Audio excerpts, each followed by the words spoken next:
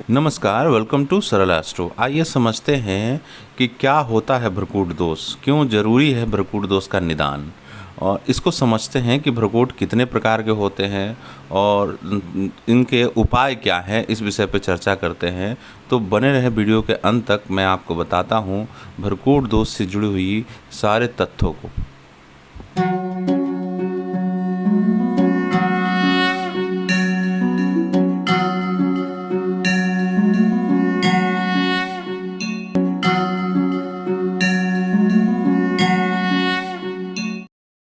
देखिए, भारतीय संस्कृति में शादी से पूर्व गुण मिलान करने की परंपरा चली आई है प्राचीन कालों से, तथा ज्योतिषियों का मानना है कि गुण मिलान को अत्यधिक महत्व देते हैं।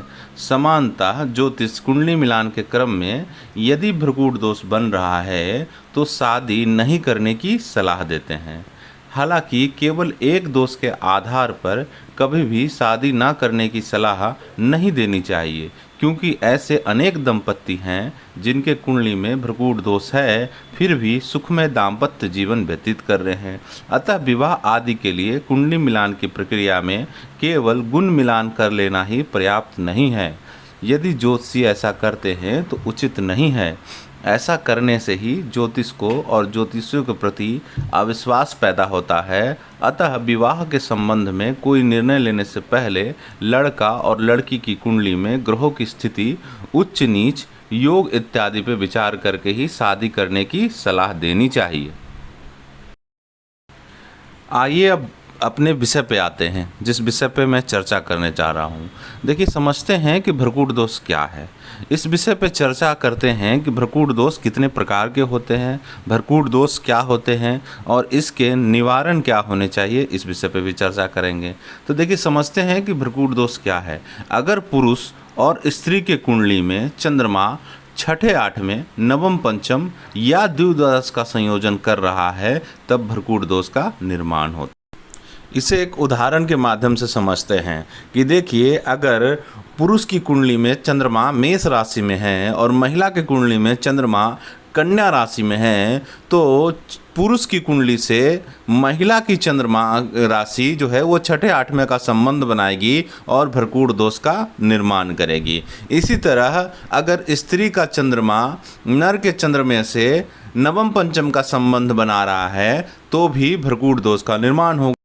इसी तरह चंद्रमा अगर द्विद्वादश का संबंध बनाएगी तो भी भ्रुकूट दोष का निर्माण होगा।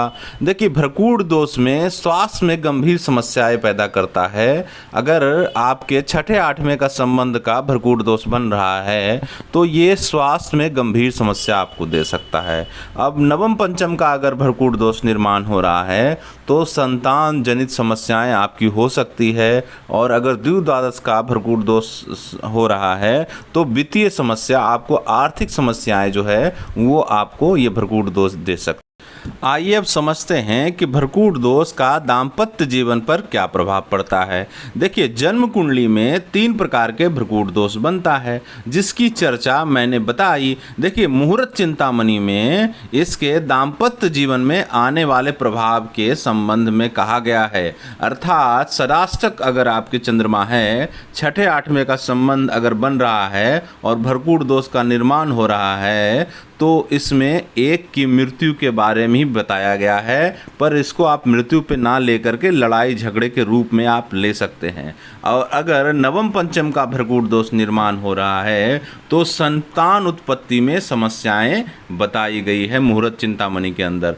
साथ ही साथ द्विद्वादश का संबंध अगर भ्रुकूट दोष निर्माण हो रहा है तो यहाँ पे निर्धनता का सामना करना पड़ सकता है, आर्थिक तंगी आपको हो सकते हैं अगर इस तरह का दोष है तो द्विद्वादश का।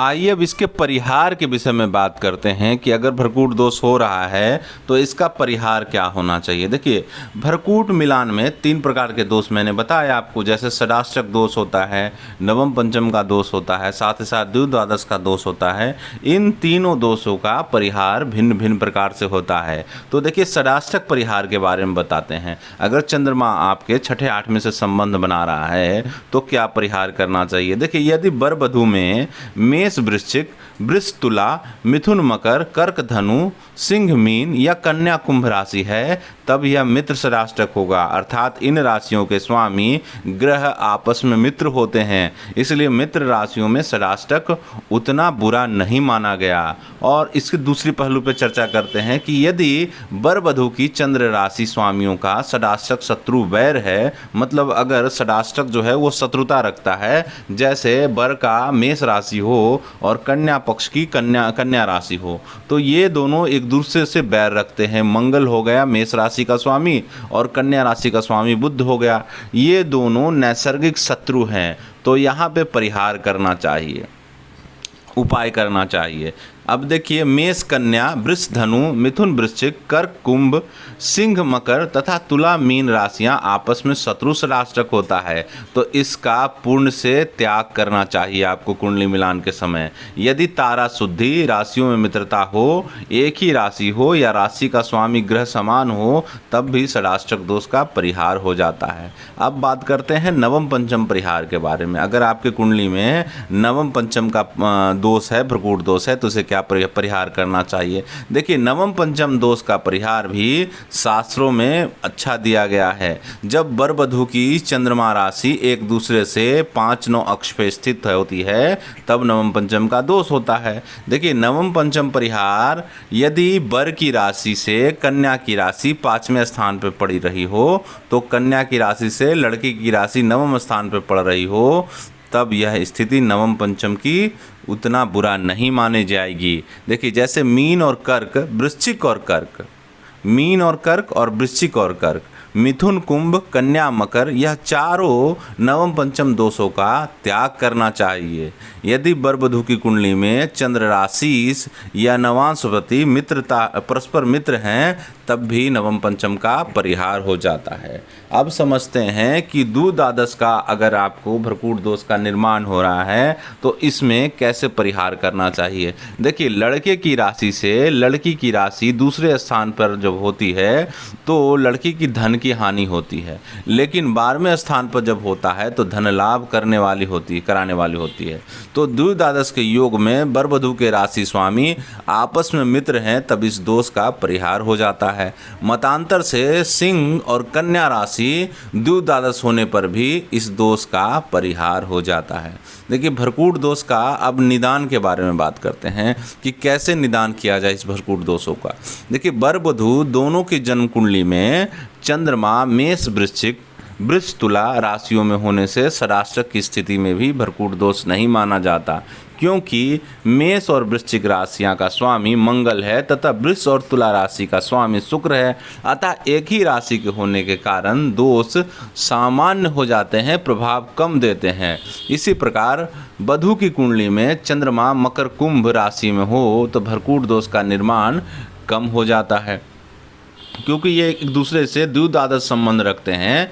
फिर भी ये दोनों शनि की राशियां होने के कारण, दोनों के स्वामी एक होने के कारण भ्रकुट दोष का उतना प्रभाव नहीं मिल पाता।